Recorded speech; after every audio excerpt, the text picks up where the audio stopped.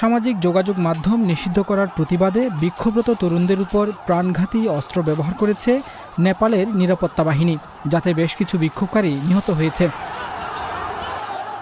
নেপালে Facebook, WhatsApp, Instagram সহ ২৬টি সামাজিক যোগাযোগ মাধ্যম বন্ধের সরকারের সিদ্ধান্তের প্রতিবাদে কাঠমান্ডু সহ অন্যান্য শহরে বিক্ষোভ করছে জেনজিরা। বিক্ষোভকারীদের অভিযোগ, সরকার দুর্নীতি ও অনিয়ম ধামাচাপা দিতে এবং জনগণের মত প্রকাশ দমাতে এই সিদ্ধান্ত নিয়েছে। তবে নেপালের সরকার বলছে, সামাজিক মাধ্যমগুলো নেপালের ইনফরমেশন অ্যান্ড কমিউনিকেশন টেকনোলজি মন্ত্রণালয়ে নিবন্ধন করেনি, তাই তাদের কার্যক্রম নেপালে বন্ধ করে দেওয়া হয়েছে। সরকার অন্যান্য সামাজিক মাধ্যমগুলো বন্ধ করে দিলেও তরুণরা টিকটক ব্যবহার করে সংগঠিত হয় এবং বিক্ষোভ শুরু করে।